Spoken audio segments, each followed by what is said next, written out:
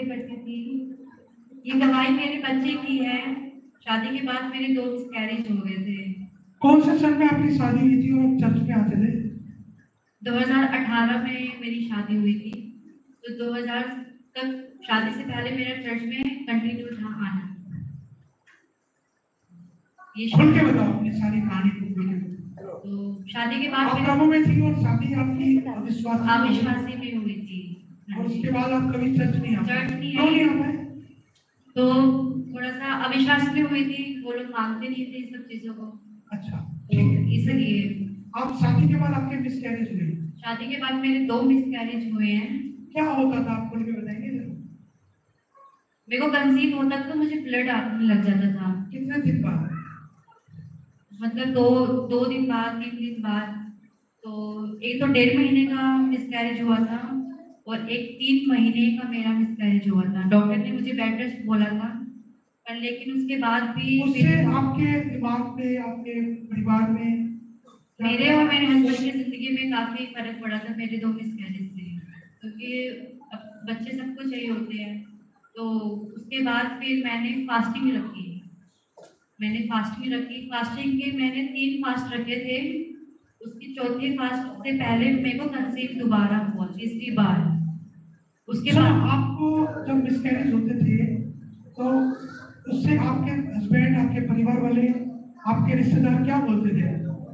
कहते थे कि शायद कोई ऊपरी चक्कर है, ताबीज मांग लो। बहुत सारे उपाय कराए, फर्क नहीं पड़ा? हाँ, मुझे उन सब चीज कोई फर्क नहीं पड़ा। फिर क्या हुआ? उसके बाद मेरे को दोबारा कंसीव हुआ। जब इससे पहले मैंने फास्टिंग रखी थी 2 मिसकैरेज के बाद। आपको किसने बोला था फास्टिंग रखने? मैंने खुद रखी थी, मुझे किसी ने कहा नहीं था, क्योंकि मैं जानती थी। लेकिन प्रभु के बारे में आपको मालूम था? हाँ, मुझे प्रभु के बारे में मालूम था, इसलिए मैंने फास्टिंग शुरू करी दोबारा शादी के बाद। शादी से पहले मैं हमेशा फास्टिंग रखती थी और फास्टिंग से ही मेरे जीवन में बहुत चेंज आते थे। इसलिए मैंने 2 मिसकैरेज के बाद मैंने फास्टिंग रखी। फिर उसके बाद मैंने दो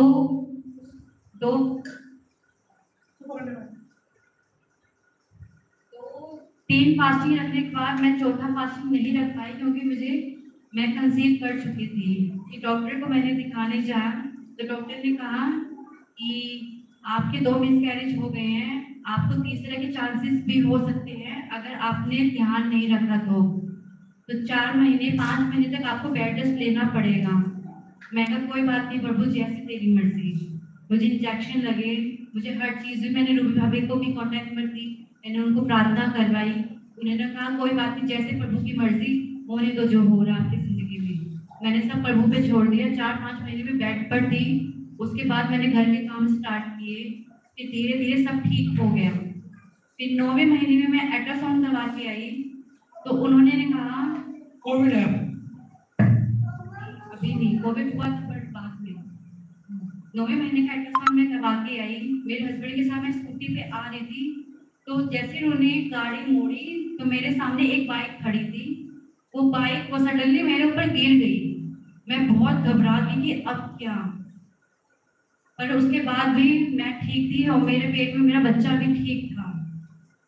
उसके बाद फिर मेरे को डिलीवरी का टाइम आया, मैं डॉक्टर को दिखाने आई। क्या लगता है आपको, बाइक ऐसे गिर गई? 2 बार ऐसे मिसकैरेज हो गए? क्या थे? शैतान ने देखा प्रेयर के द्वारा, फास्टिंग के द्वारा बच्चा तो ले लिया, लेकिन इसका मैं कुछ बिगाड़ दूं। हम कई बार बोलते हैं जब तक आप प्रेग्नेंट हो बिल्कुल भी नादा नहीं करनी है, हमारी बातों को ध्यान देना है, यही कारण है। बच्चे को बिगाड़ने की कोशिश, मारने की कोशिश, कुछ भी। लेकिन लोग लेने के बाद उनको लगता है अब तो हो गया, बोलने दो। ये नहीं, प्रभु की वैल्यू आपको अंत तक करनी पड़ेगी। समझ आ रहे हैं? आगे क्या हुआ जी?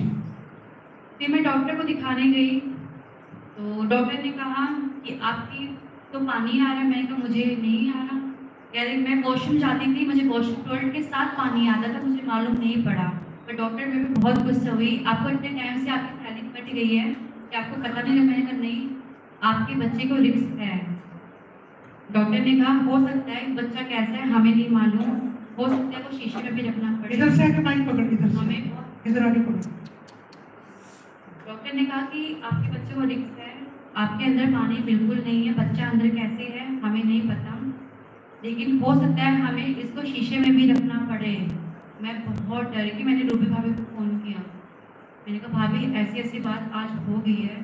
रूबी भाभी ने प्रार्थना की, उन्होंने मुझसे कहा तो डर मत, पानी निकल गया है कोई बात नहीं, पर बच्चा तेरा बिल्कुल ठीक है, तो टेंशन मत ले। तारीफ करो एक बार परमेश्वर। डॉक्टर ने ऑपरेशन के लिए तुरंत बोल दिया, मैं जब डॉक्टर चेकअप के लिए गई थी, डॉक्टर ने उसी दिन मुझे ऑपरेशन के लिए बोल दिया।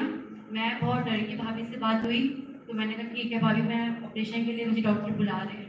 मैंने अपने हस्बैंड को कॉल किया, वो तुरंत आए और जैसे मतलब बेटा हुआ मेरा, ऑपरेशन से हुआ है, उसके बाद बच्चा को डॉक्टर ने देखा कि अब ज़रूरत नहीं है, अब इसको शीशे में रखने की ज़रूरत नहीं है, बच्चा बिल्कुल ठीक है, आप भी ठीक हो, कोई दिक्कत नहीं है। तारीफ करो एक बार जोर से।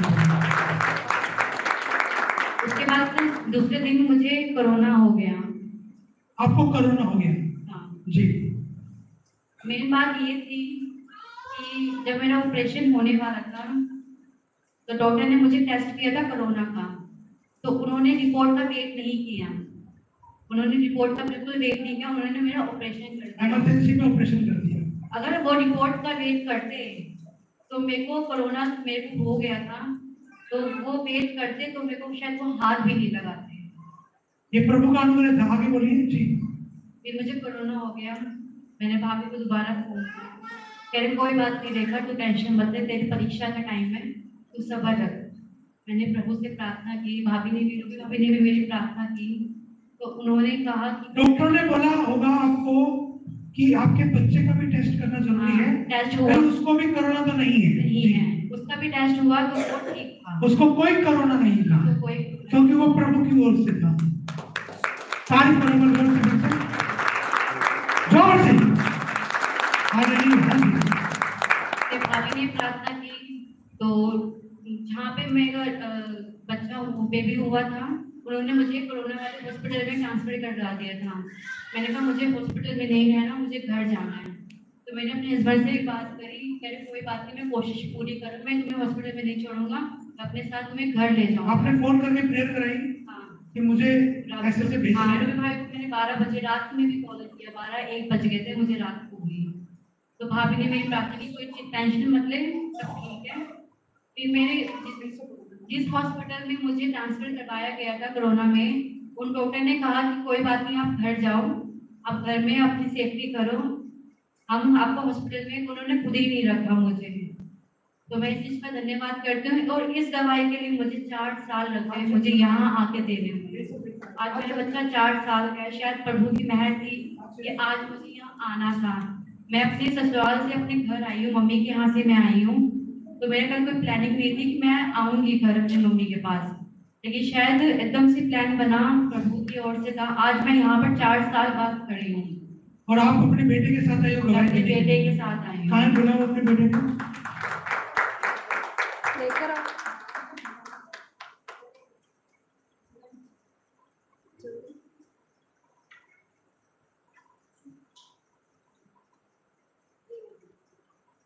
तारीफ करो एक बार जोर से तारीफ करो। ये 4 साल का हो गया।